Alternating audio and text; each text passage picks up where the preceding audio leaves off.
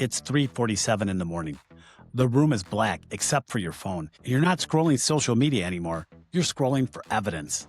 Evidence that somebody your age already has. The kitchen, the dog, the backyard, the fixed payment, the version of your future you thought you'd be living by now. This attitude you're talking about. That's what got you out of this damn neighborhood. So don't go apologize. You don't need to apologize because you must have been doing something right. So what you're saying is I've always been this bastard, but it's all right because like it comes natural to me. And in this half-asleep haze, the darkest thought hits. Holy shit, I missed the effing train. Not because you're lazy, because your brain got hijacked by design. Quick dopamine, shopping, eating out, fake status, temporary highs, comfort purchases that feel like progress. All of that trained your brain to reward the purchase of comfort instead of the purchase towards progress, towards freedom. But the deeper truth is this: you have to remember where you came from to understand where you're going.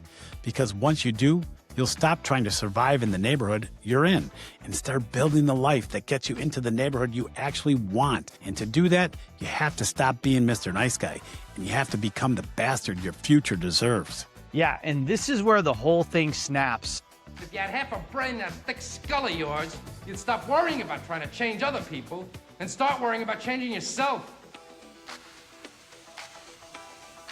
Everybody uses everybody, don't they? Go to hell, Monero. Okay. Because the real addiction, it's not spending, it's comparison. You're staring at other people's kitchens, other people's dogs, other people's backyard dreams, and starving the only thing you can actually change in your life, your own climb. The strongest dopamine hit does not come from reward. It comes from the progress towards the reward. That means the future homeowner who wins restrains the brain to celebrate. Pre-approvals, first showings, seller credits, appraisals, and clear to close, and finally keys in hand. Every step becomes the hit. Every milestone becomes the mountaintop. And this is where the whole thing gets darker. Comparison turns into emotional paralysis. You stop saving. You stop planning. You stop calling your lender. You stop believing your dream is even yours anymore. That's what financial flatline looks like. Everybody knows the CPR rhythm. Staying alive, staying alive.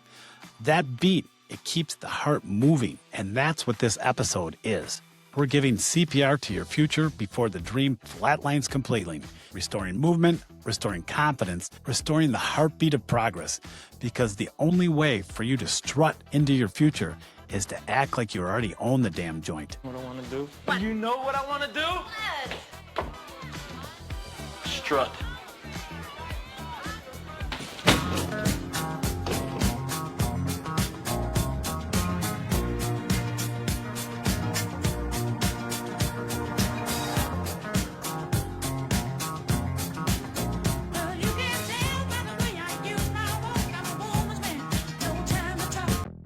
The life is already there. The neighborhood is already there. The house is already there. The fixed payment, the dog in the backyard, the family dinners, the equity statement, it already exists in a version of you that you finally have to decide to move. Now, all that's left is to make it happen. The savings may already be there. Okay, yeah, it'll be there. And Aunt Nancy, definitely going to be there. The seller credits, it's also going to be there. The life you want may already be closer than you think. At some point, future homeowners have to stop asking for more headlines, one more rate cut, or signs from the universe, and realize the only thing left between them and the life they keep doomscrolling at 3:47 in the morning is this: the willingness to make the jump into home ownership. Because no one ever feels perfectly ready, ever. No one ever gets total certainty. The people who win are the ones who trust the work, trust the structure, and trust the plan. And when that moment comes, they freaking jump. Come on! Come on! Come on! I can't! Jump! Jump, damn it, jump! Come on!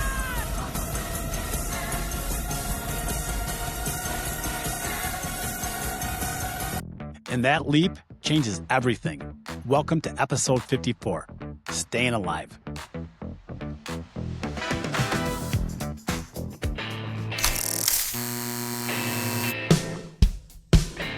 Picture this.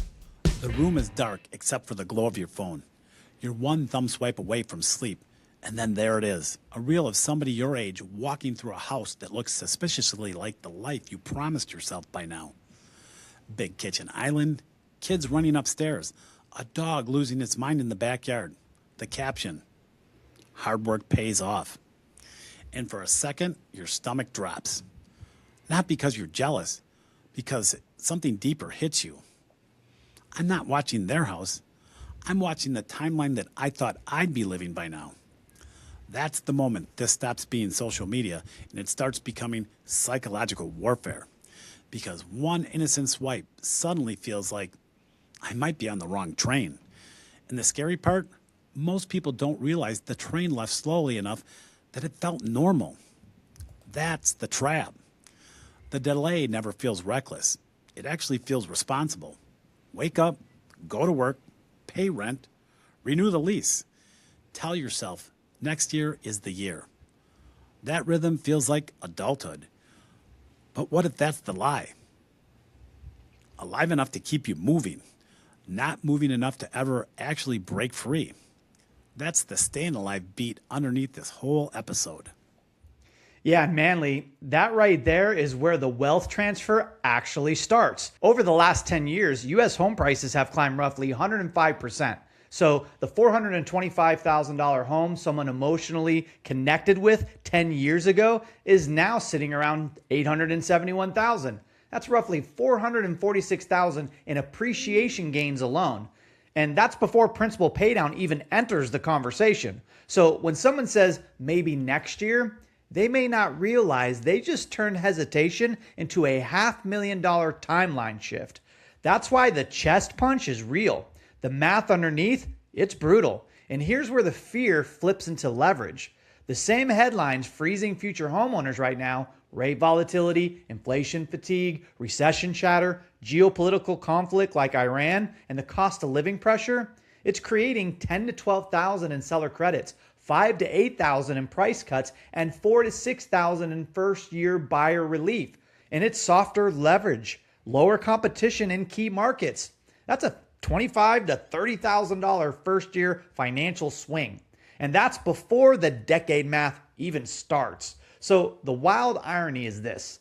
The fear making people that they're having hesitate is often the exact reason the deal is better. That's the part most people miss. And that's the nightmare nobody talks about. Not bad rates, not scary headlines, the slow motion realization that the backyard, the dog, the family dinners, the fixed payment, that equity statement, it didn't disappear overnight. They got traded away one, maybe next year at a time. That's the wound. And the segment 2 is where we expose the addiction people keep emotionally close enough to dream while quietly training them to stay on that platform. Oh, shut up, will you? Hey, where are you? Boom. Hey, the shirt, wash the shirt, stupid. Okay. Basta! All right, come on. Mangia, man. Anthony, this is where it gets darker. The reel from segment 1, that was just the spark. The real damage starts the next morning. Zillow at lunch, payment calculators after work, open houses Saturday, saved listings on Sunday, then the same sentence. Maybe after the summer, maybe after rates settle. And what's terrifying is that cycle feels like progress. It feels responsible. It feels like they're in the market. But what if the truth is darker? Almost buying has become the new American hobby. People are getting emotional payoff of movement without ever stepping into the wealth. That's the platform addiction. And the scary part is the dream stays emotionally close enough to keep the dopamine alive, while financially moving further away. That's a dangerous loop. And the math underneath that habit, it's brutal. The average renter can leak $1,000 to $1,500 per month into lifestyle spending, food delivery, car upgrades, weekend trips, I deserve this purchases, and buy now, pay later dopamine hits, while only saving $200 to $300 per month towards ownership. So a modest $20,000 down payment target, that should take 2 years quietly, but guess what? Turns into 6 and 7 years. Now attach that to real housing math. If the same $425,000 home compounds near the recent 8% 5-year pace, it can move toward $624,000. That's nearly $200,000 in lost timeline movement created by almost buying. So the hard truth is the market is not timing them out, their habits are. That's the betrayal. That's what should really mess people up, because they're telling themselves they're being disciplined. But if every week starts with dream house reels and ends with another DoorDash bill, another car payment, another vacation deposit, another shopping cart checkout, that's not discipline. That's emotional sedation disguised as research. The staying alive rhythm underneath this one is terrifying. Same search, same maybe, same delay, same dopamine, same zero ownership. Alive enough to dream, but not committed enough to board that train. You're just doing nothing. That's the scary place to live in for years. And the 5-year damage doesn't stop at appreciation. They may also lose $10,000 in seller credits, $5,000 to $8,000 in price reductions, $4,000 to $6,000 in buy down savings, lower competition windows, stronger inspection leverage, softer sellers. So the total opportunity, it can push beyond $200,000 plus. The addiction isn't shopping. It's the feeling of being close to the dream without accepting the discomfort required to actually attain it. That's the loop. So the real villain isn't rates. It's the false sense of progress. The tabs open, the saved listing, the lender screenshots, the Sunday open houses, the sentence, "We're just waiting for the right time." That sentence has probably cost more families wealth than any recession headline ever could. And that's why segment 3 is where we break down the addiction, not just by how to buy, but how to stop dancing on the platform and finally board that train. How much you get? It's gonna be $4. It was $2.50, right? But he raised the raise when he found out I wasn't so disappointed. $4. Yeah. Shit. You know, $4 buys today. Don't even buy $3. I don't see nobody giving you a raise down on unemployment. $4. I knew you'd piss on it. Go on, just piss on it, right? A raise is like you good, you know what I mean? All right, enough. We found the problem. We exposed the addiction. Now it's time for the intervention. Stop sitting on the effing fence, because the market is not sending you a handwritten invitation. Rates are not going to magically ring a bell. CNN is not going to flash, "Okay, America, now it's safe to build wealth." That's never happening. And the biggest lie future homeowners keep telling themselves is, "I probably need a year." Maybe. But a lot of people listening are not a year away. They're 60 to 90 days away, and they don't even know it. Exactly. The immediate move is not always a 12-month grind. The real answer is inventory your hidden capital. That means savings, HYSA accounts, vested 401k accounts, RSUs or bonuses, tax refunds, family gift funds, seller credits, negotiated discounts, layered all together. It's common to shave 7 to 10 months off your timeline. So the buyer who thinks I need until next year may actually be 60 to 90 days away from getting a pre-approval. That's the intervention. That's the line that should wake people up, because certainty often is already sitting in places they haven't bothered to count. The savings account, the retirement plan, the aunt who wants to help, the bonus check. All of a sudden, maybe next year turns into, holy shit, this summer it's actually real. That changes everything. Yeah, let's put numbers to it. I mean, $8,000 in savings, $10,000 from 401k, $5,000 from Aunt Nancy, $10,000 in seller credits, and say $5,000 in negotiated discount. That's already $38,000 repositioned in 60 to 90 days. Add $4,000 to $6,000 in buy down relief, and now you have $43,000 plus. That's a launch pad. That's why buyers are shocked when the lender says, "You're way closer than you thought." That's the cure. Take inventory this week. Force the lender call now, because if you can collapse the perceived 12-month problem into 90 days, The only thing left is the decision. You are the bottleneck. The money may already exist. The support may already exist. The only thing missing is the decision. Get on the effing train, because the next 90 days could change the next 30 years of your life. Okay, listen. I like it. We could dance together. That's it. We could just dance together and nothing more, nothing personal. I don't want you coming on to me. Yeah. Because I don't think guys like you anymore, for one thing. You're too young, you haven't got any class, and yeah, I'm sick of jerk-off guys ain't got their shit together. All right, now on to our ever-popular The Mortgage 101 podcast, Market Dashboard. Anthony, this is where we stop talking about feelings and start looking at what the market is actually saying right now. Yeah, this week's dashboard is showing a market that's still volatile, but definitely trying to stabilize. Mortgage News Daily has the 30-year fixed rate at 6.39%, basically flat on the week. That matters because it tells us mortgage pricing is not breaking lower yet, but it's also not getting smoked higher right now either. The 10-year Treasury, it's sitting at 4.286%, so call it 4.29. That's still elevated, and it continues to reflect inflation uncertainty, delayed Fed cut expectations, geopolitical noise. So this remains one of the biggest anchors on the mortgage rate. The UMBS 5% is at 99.15, up 0.18 ticks. And the 5.5% coupon, it's at 100.92, up 0.17 ticks. That bounce matters because when mortgage-backed securities improve, lenders usually get a little more breathing room on the rate sheets. The mortgage spread, it's sitting around 2.10%. That's still wide versus a more normal historical range, 1.5 to 1.75, which means future homeowners are still paying a fear premium. So the takeaway this week is simple. Rates are still elevated, but the bond market is showing signs of life. And if you're a buyer sitting on that 60 to 90-day window right now, this is exactly why you want to watch the dashboard instead of waiting for some perfect headline that never comes. I didn't know how to do stuff, so I go to him and I would ask him, and he would tell me how to do things, and then I go back to work and everything would be all right. Otherwise, I'd be walking around like an idiot, going, I don't know. And now it's time for everybody's favorite segment, Buzzword Breakdown. Producer Ryan, hit us with that Staying Alive edition. All right, boys, this week we're keeping the heartbeat going. First up, Manly, tell us about financial CPR. Hey, the moment the future homeowner brings the dream back to life. That's inventory savings, tapping the 401k, calling Aunt Nancy, forcing the lender conversation.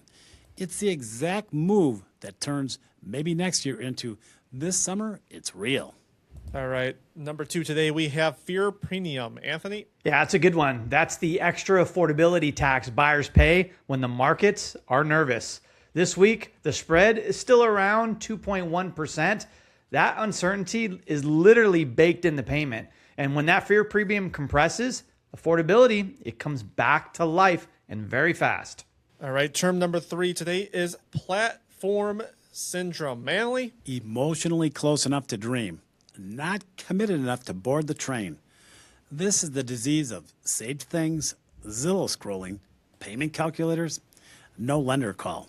Alive enough to want it, not moving enough to actually own it.